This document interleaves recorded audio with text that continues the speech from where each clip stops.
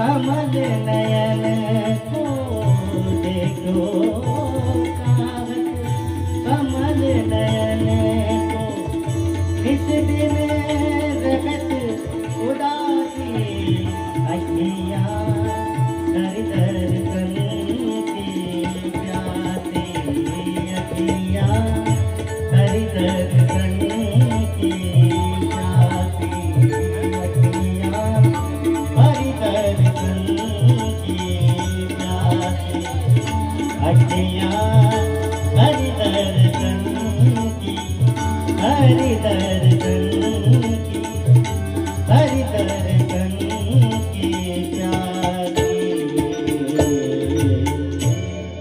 बोलिए परम पूज्य श्री स्वामी जी महाराज की जय।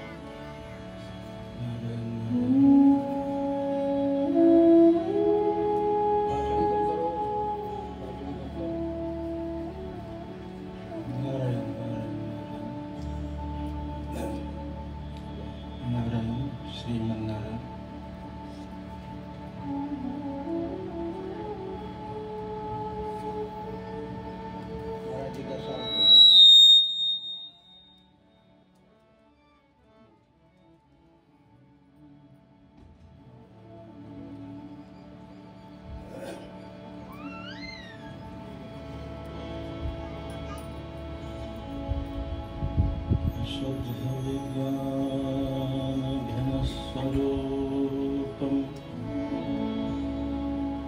विज्ञानविश्रामबोधदीक्षं दयानिधिं देवव्रतां शरण्यं देवं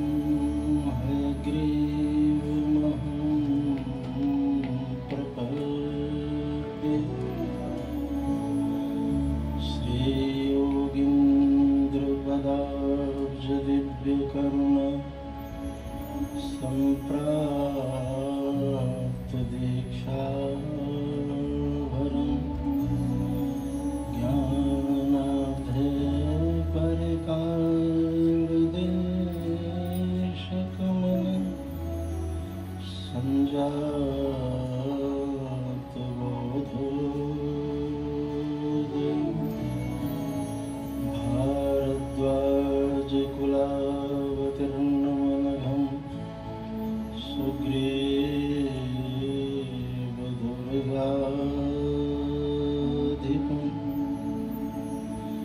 आचार्यं पुरुषोत्तमं गुरुवरं भूयो संश्रये यस्यानुभावमखिलं श्रुतिसारमेकम् अध्यात्मदीपमतितितीर्षतां तमोऽन्धं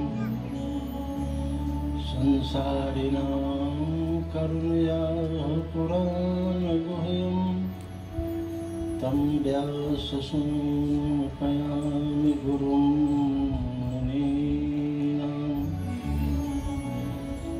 नारायणं नमस्कृत्य नरं चैव नरोत्तमं देवीं सरस्वतीं व्यासं ततो जयमुदीरये।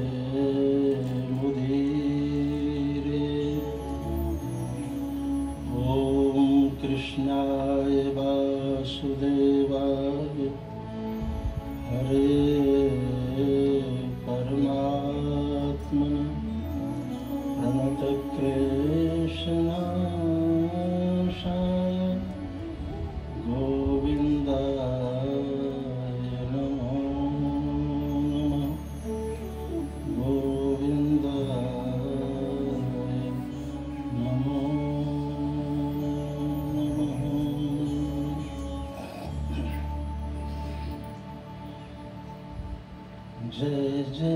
Vrindavan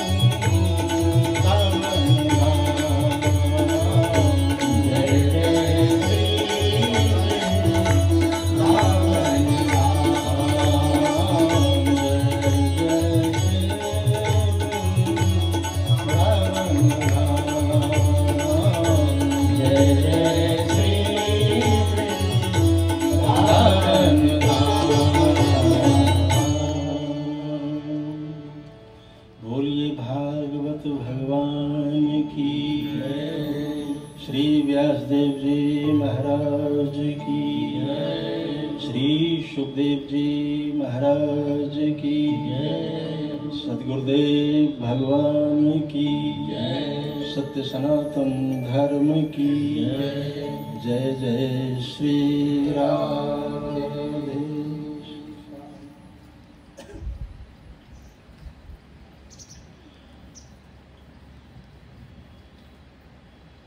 नैमिषारण्य का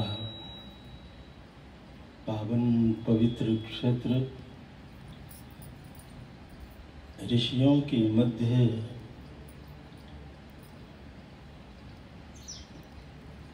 श्री सूत जी महाराज विराजमान हैं। शौनकादि ऋषियों ने श्री सूत जी के श्री चरणों में अभिनंदन किया है, वंदन किया है और साथ ही साथ निवेदन किया है, हे देव, आपने कलयुगी जीवों के उद्धार के लिए बहुत सुंदर साधन बताया कि श्रीमद्भागवतम शास्त्रम कलौ कीरेन भाषितम। कलयुगी जीवों के लिए सबसे सुंदर साधन है श्रीमद्भागवत महापुराण। आप कहेंगे ये पुराण की बात क्यों सुने, पुरानी बात है, लेकिन पुराण शब्द की व्युत्पत्ति बहुत है। विद्वान लोग धातु का प्रयोग करते रहते हैं और उसमें से अर्थ निकलता रहता है। पुराणवम भवति इति पुराणः। अर्थ क्या हुआ इसका कि पुरा नवम भवति, कहने के लिए पुराने हैं लेकिन वो नित्य नूतन है। जैसे मैं आपसे पूछूं कि सूर्य नारायण पुराने हैं, क्यों? आपके हमारे जन्म से पहले से हैं, अनादिकाल से हैं भगवान सूर्य नारायण।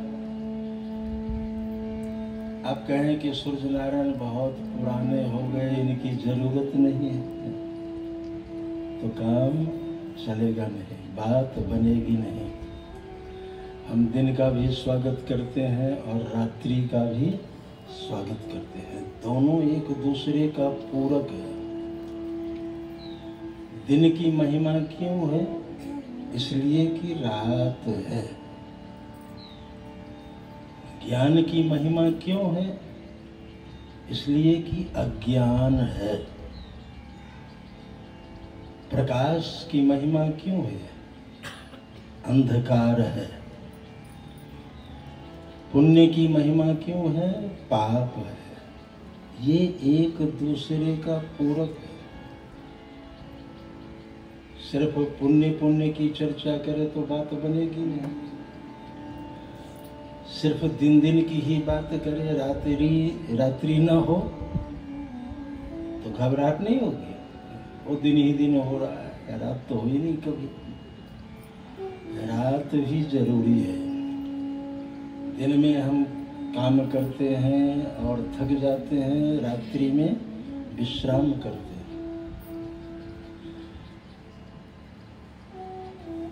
तो सूर्य नारायण जब उदित होते हैं तो हम लोग खुश हो जाते हैं कि चलो अंधेरा छट गया, अब उजाला ही उजाला है, प्रकाश ही प्रकाश है।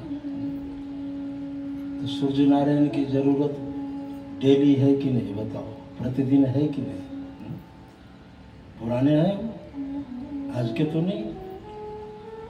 वो हमारे लिए नित्य नूतन है। तो श्रीमद् भागवत महापुराण है। पुराणवम भवति इति पुराणः। ये हमारे जीवन में नित्य नूतनता का संचार करती हैं भागवत जी। इसलिए भागवत की अनंत महिमा है। शौनकादि ऋषियों ने सूत जी से कहा कि आपने भागवत जी का महात्म्य सुनाया, बहुत आनंद आया, और 7 दिन में ही ये मोक्ष देने वाली कथा है। 7 दिन में, क्योंकि ये 7 दिन सबके जीवन में है। आना भी 7 दिन के भीतर और जाना भी 7 दिन के भीतर। महीना कोई और हो सकता है, लेकिन दिन 7 ही होते हैं। और ये कथा इसीलिए 7 दिन की रखी गई है कि जिस किसी का 7 दिन बन गया, उसका सारा जीवन बन गया। ये जो आप बैठी हैं कथा में या बैठे हैं, ये 7 दिनों तक नियम पूर्वक बैठोगे तो आपका आरक्षण हो जाएगा। आरक्षण समझते हो? जैसे कहीं जाना हो, ट्रेन से जाना हो, सीट बुक करा लो, चाहे एसी में कराओ, चाहे 2 टायर में कराओ, चाहे 3 टायर में कराओ, और सीट बुक हो जाए तो निश्चिंत हो जाते हो, भाई हमारा सीट बुक है। उस सीट पर कोई बैठ नहीं सकता, कोई आ नहीं सकता। अगर कोई बैठा है तो जाने के बाद उसे उठना होगा, क्योंकि वो आरक्षित सीट है, हमने पहले से बुकिंग करवाई है। तो ये जो 7 दिन की कथा है, जो नियम पूर्वक सुनते हैं उनका आरक्षण हो जाता है, उसकी सीटें बुक हो जाती है। तो इसलिए बड़भागी हैं जो नियम पूर्वक सुनते हैं। भागवत जी सुनने का विधान है, हाथ में गरी का गोला लेकर के बैठे हैं 7 दिनों तक। शरीर में अगर शक्ति है तो मुख्य जजमान के लिए कहा है कि घी पी करके सुने। अब तो जजमान ही गायब है, यहाँ से जो है सुनाया जाए तो किसे सुनाया जाए। तो घी पी करके सुने, अगर शरीर में शक्ति हो 7 दिनों तक। घृत पानम पयः पानम, दूध पी करके सुने, अथवा फलाहारेन, फलाहार करके सुने, अथवा एक बार फलाहार करे और एक बार आहार करे। आहार भी हिसाब से करे, ऐसा नहीं कि कथा में बैठे और डकारे आने लगे, कई तरह की परेशानी बढ़ जाए। वैसे ये पहाड़ों का जीवन बड़ा ही सुंदर होता है। हाँ देखो, हम तुम्हारी प्रशंसा नहीं करते हैं, एक सच्चाई का निरूपण करते हैं।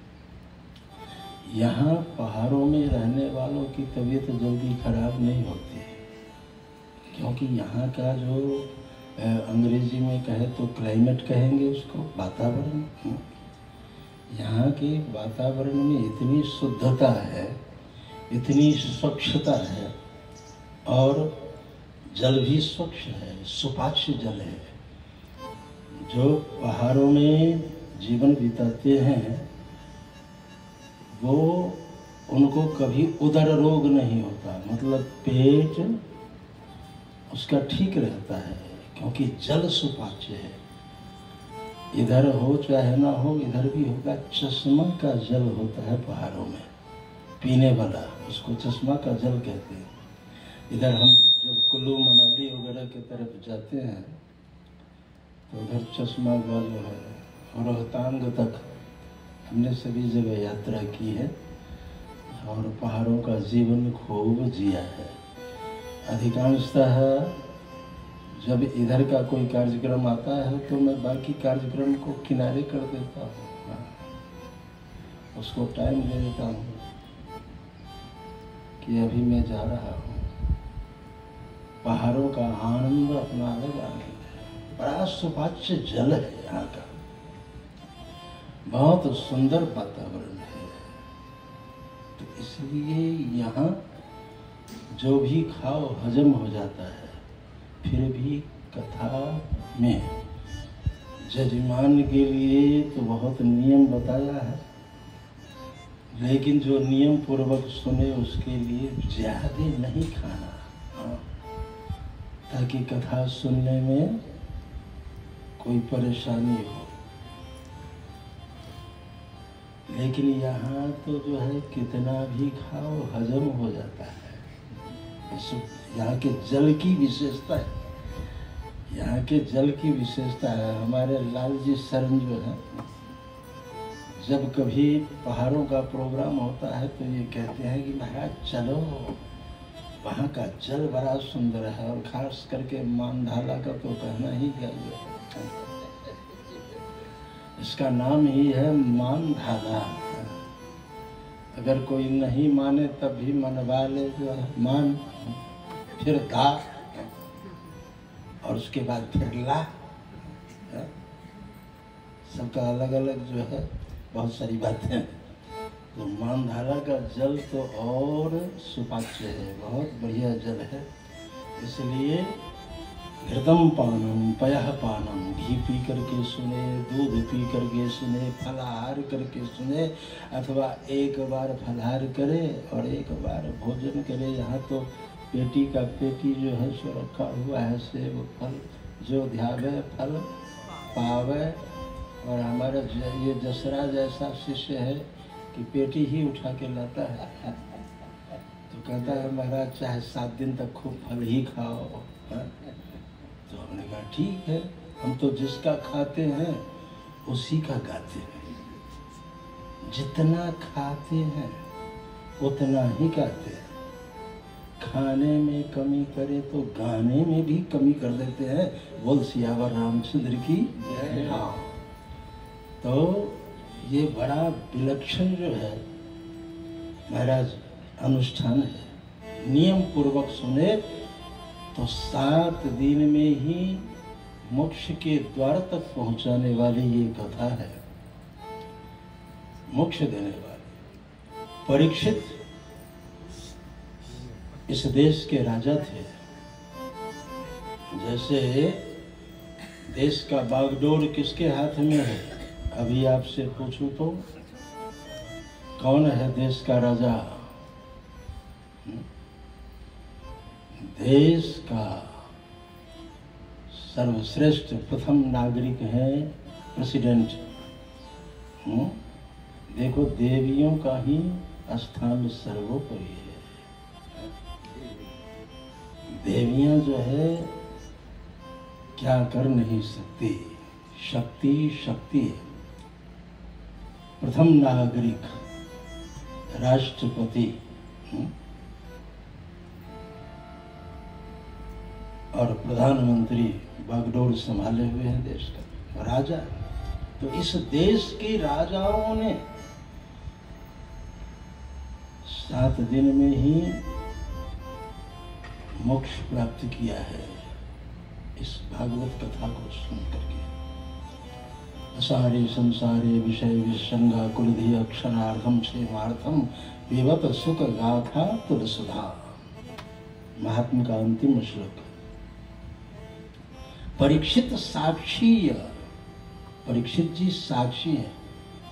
क्योंकि आजकल हम कोई भी अनुष्ठान करें तो पहले ही पूछ लेते हैं इस अनुष्ठान से किसी को लाभ मिला है, कोई प्रमाण है तो बताओ। हर कोई आधार कार्ड ढूंढता है कि पहले किसी को अगर मिला हो तो फिर मैं भी इस काम में लग जाऊं। बिना फायदा के कोई भी कुछ करने के लिए तैयार नहीं है। वो कहता है कि पहले लाभ बताओ तब हम काम करेंगे। और भगवान कहते हैं जो ध्यावे सो पावे, पहले तुम करो, उसके बाद जो है हम देंगे। भाई तुम भी किसी की मजदूरी कब देते हो? जब तुम्हारे यहाँ कोई काम करता है। तो काम करेगा तो उसको मजदूरी मिलेगी। ये पंक्ति याद कर लो, देखो ध्यान से सुनो। बेगी विलंब न कीजिए,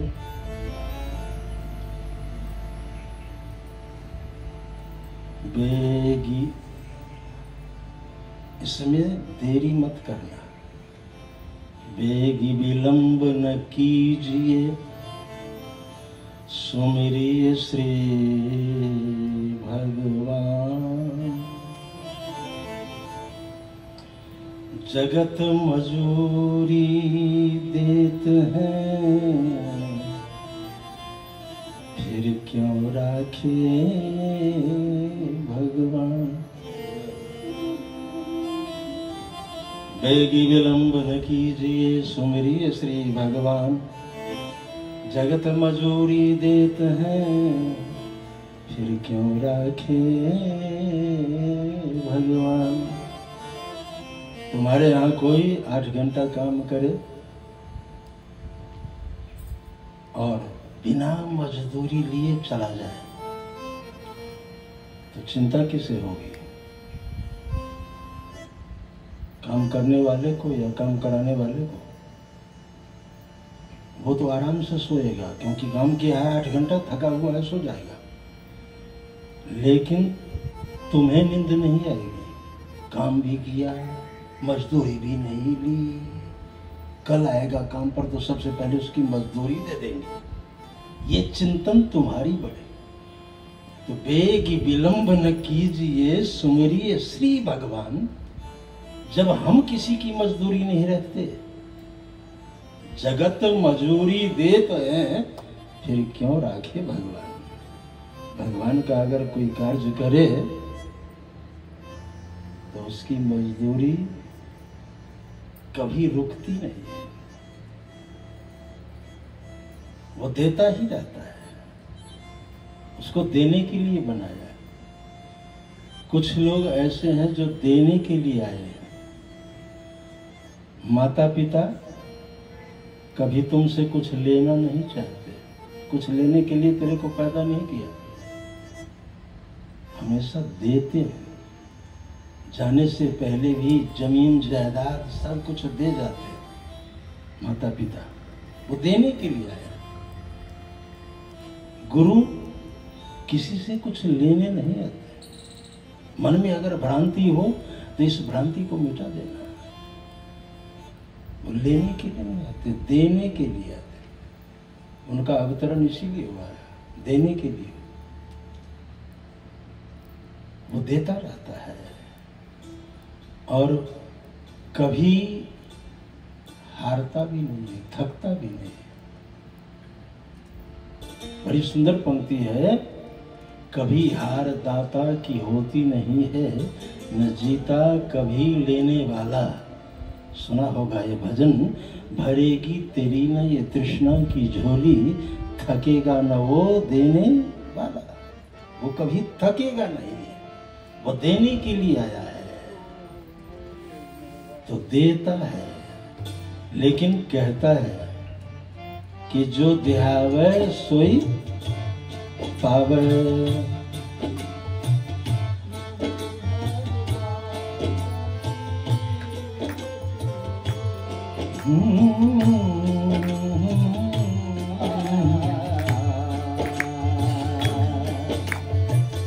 कभी हार दाता की होती नहीं है, न जीता कभी लेने वाला। कभी हार दाता की होती नहीं है, न जीता कभी लेने वाला। भरेगी तेरी नए कृष्ण की झोली, थकेगा न वो देने वाला।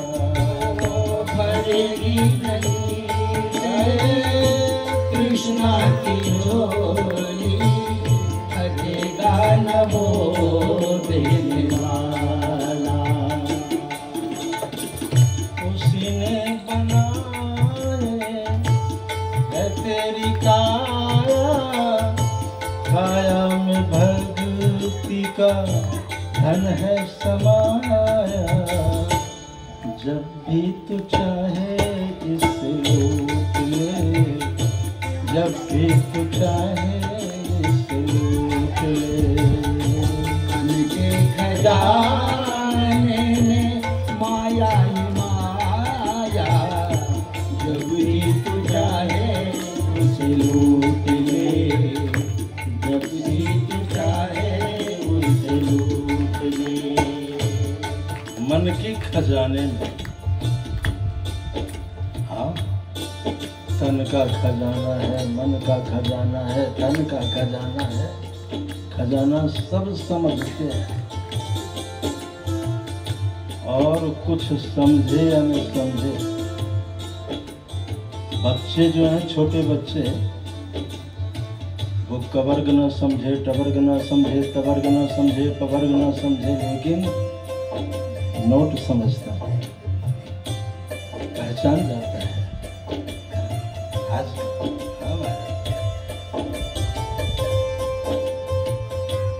तो मन के खजाने में माया ही माया। जब भी तू चाहे इसे, इस काया का निर्माता कौन है? शरीर किसने दिया? तुम कहोगे माता पिता, लेकिन गलत। माता पिता तो एक माध्यम है, एक उपकरण है। ये शरीर किसने दिया? रामायण में लिखा है, कब हूँ ककरी करुणा नर देहि, कब हूँ ककरी करुणा नर देहि। देत ईश बिनु है तो स्नेही, देत ईश बिनु है तो स्नेही। सीताराम जय सीताराम, सीताराम जय सीताराम, सीताराम जय सीताराम, सीताराम जय सीताराम, सीताराम जय सीताराम, सीताराम जय सीताराम,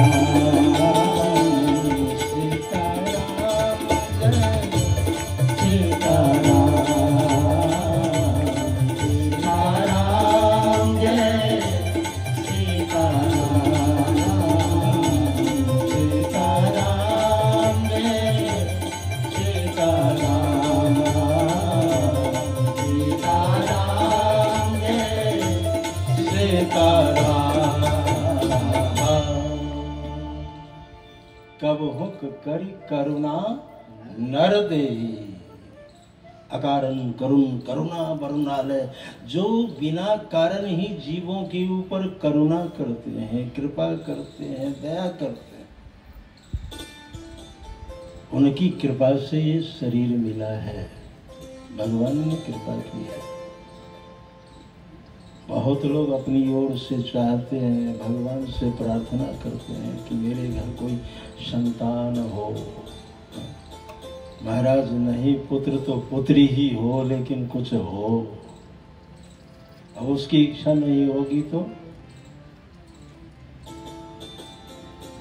भगवान की कृपा का प्रसाद है। भगवत कृपा का फल समझना चाहिए। भगवान के लिए कुछ अदेय नहीं है, इसलिए भगवान ने कृपा करके ये शरीर दी है, क्योंकि वो देने वाले हैं, हमेशा देते रहते हैं। तो ऐसे प्रभु के चरणों में आप जो भी इच्छा करोगे उस इच्छा की पूर्ति होगी। और कलयुग में भागवत जी तो साक्षात फल देने वाले हैं। ये अनुष्ठान ऐसा है कि तत्काल मिलता है अगर नियम पूर्वक सुने, विधि पूर्वक सुने। तो विधि की बात कल आपको बताइए। परीक्षित राजा होते हुए, इस देश का राजा था, लेकिन 7 दिन में ही भागवत जी का फल उसे मिल गया, क्योंकि बड़ी निष्ठा पूर्वक श्रवण किए हैं। परीक्षित ही मुख्य जो है यजमान है, भागवत के मुख्य यजमान परीक्षित जी हैं।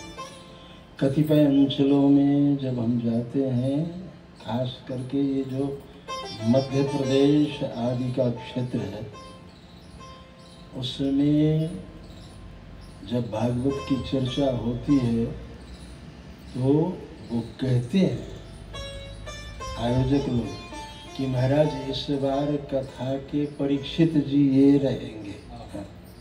जो जजमान है उनको परीक्षित के नाम से जो है वर्ण करते हैं कि ये परीक्षित जी है। और वक्ता जो है शुकदेव जी, ऐसी मान्यता है। जैसे घर में, आपके परिवार में, गृहस्थ जीवन में अगर पुत्र आ जाए तो जो विचारवान होते हैं, भक्त हृदय होते हैं, वो कहते हैं मेरे घर नारायण आए। और अगर कन्या हो तो फिर कहते हैं लक्ष्मी आई है। और जिसको ज्ञान नहीं वो कहेंगे क्या हुआ, तो कहेगा कि मेरे घर लड़का हुआ।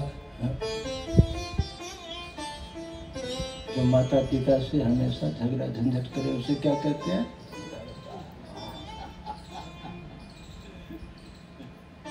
या तो बेटा हुआ है, बेटा किसे कहते हैं? लकड़ी फाड़ने वाला जो कुल्हाड़ी होती है ना, वो क्या कहते हैं उसको? उसमें जो डंडा लगा होता है उसको क्या कहते हैं? बेट। कहीं पर बेट कहते हैं। अब बेट शब्द का ही बहुवचन में बनेगा बेटा। बेट, बेटो, बेटा। तो जिस लकड़ी का डंडा उसमें लगा उसी को काटेगा वो। अपने यहाँ कहने का विधान क्या है? बेटा नहीं कहना, लड़का नहीं कहना, क्या कहना? मेरे घर नारायण आया है अथवा पुत्र आया है। साहित्यिक शब्द है पुत्र। पुत्र जो है वो पुण्णानाम, जो नरकों से त्राण दिलवाए, उसे पुत्र कहा गया है। सर्वत्र जो है रामायण में लिखा है, बड़ी सुंदर बात है। पुत्रवती जुवती जग सोई, पुत्रवती जुवती जग सोई, पुत्रवती जुवती जग सोई, पुत्रवती जुवती जग सोई। रघुबर भगत जासु सुत हो, रघुबर भगत जासु सुत हो, रघुबर भगत जासु सुत हो, रघुबर भगत जासु सुत हो। पुत्रवती जुवती जग सोई, पुत्रवती जुवती जग सोई। सीताराम जय सीताराम, सीताराम जय सीताराम, सीताराम जय सीताराम, सीताराम जय सीताराम। पुत्रवती संतान तो पशुओं के यहाँ भी है, लेकिन पुत्रवती जुवती, पुत्रवती कहलाने की अधिकारिणी कौन? रघुवर भगत जास सुत होई। घर में माता पिता की सेवा करे और बाहर गुरु गोविंद की सेवा करे, भगवान की सेवा करे, वो पुत्र कहलाता है। तो निसंतान को भी संतान की प्राप्ति होती है। भागवत जी की ऐसी महिमा है। बोलिए भागवत भगवान की जय। सौनकादि ऋषियों ने श्री सूत जी के चरणों में अभिनंदन किया है, वंदन किया है। हे देव, आपने भागवत जी की अनंत महिमा का वर्णन किया। इदं भागवतम नाम पुराणम ब्रह्म संहितम। ये ब्रह्म संहित है, वेद संहित है ये भागवत। निगम कल्पतरोर्गलितं फलं सुखमुखादमृत दर्भ संयुतं पिबत भागवतम रसमालयं मुहुरहो रसिका भुवि भावुकाः। निगम कल्पतरोर गलितम फलम। निगम कहते हैं वेद को, और वेद कोई न्यूज़पेपर नहीं कि उठाया और पढ़ लिया। वेद के लिए अभ्यास जरूरी है। ऋग यजुर साम अथर्व, ये 4 वेद हैं, और पंचम वेद है इतिहासम। जो कहते हैं हम इतिहास को नहीं मानते, कई लोग कहते हैं इतिहास क्या? इति मतलब बीती, इति मतलब इति बीत गई, भूतकाल। इति मतलब बीती, हास माने कहानी, बीती हुई कहानी। जिसको किस खंड में डाला? भूतकाल खंड में। कालखंड है ना, भूतकाल, वर्तमान और भविष्य। काल कितने हैं? काल कितने हैं? अंग्रेजी वाले टेंस, टेंस जो है कितने? प्रेजेंट टेंस, पास्ट टेंस और फ्यूचर टेंस। काल, भूतकाल, वर्तमान काल और भविष्य काल। अब ये तीनों मान्य है। भूतकाल जो बीत गया, अथवा ऐसे समझ लो कि अभी जो तुम कर रहे हो या कर रही हो वर्तमान में, वो बच्चों के लिए भूतकाल होगा। आगामी पीढ़ी में वो यही कहेंगे कि मेरे माता पिता ने, इस कथा के मुख्य यजमान हमारे महेश नेगी ने अपने बाल बच्चों के लिए मकान तो दिया, साथ में कथा के लिए खुला मैदान भी दिया। अब इससे बढ़कर के और क्या हो सकता है? मैं तो इतना बढ़िया परिसर कहाँ जल्दी मिलता है किसी को, जहाँ कथा भी हो सके बढ़िया। ये तो कथा के ही योग्य स्थान है, रहने के लिए बढ़िया मकान, और कथा के लिए जो है खूब खुला मैदान।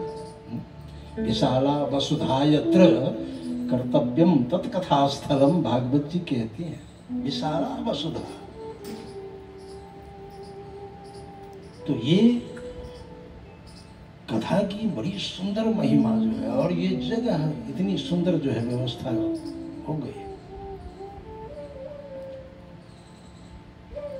तो आज जो तुम कर रहे हो वो आगामी पीढ़ी के लिए इतिहास होगा। भूतकाल इतिहास भी मान्य है, पंचम वेद कहा गया इसको।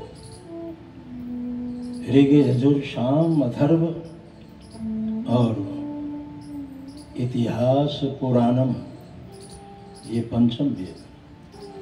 आपने वेद संहित भागवत जी की महिमा सुनाई। ये वेद संहित है, ब्रह्म संहित है। महाराज, मेरी एक जिज्ञासा है कि ये भागवत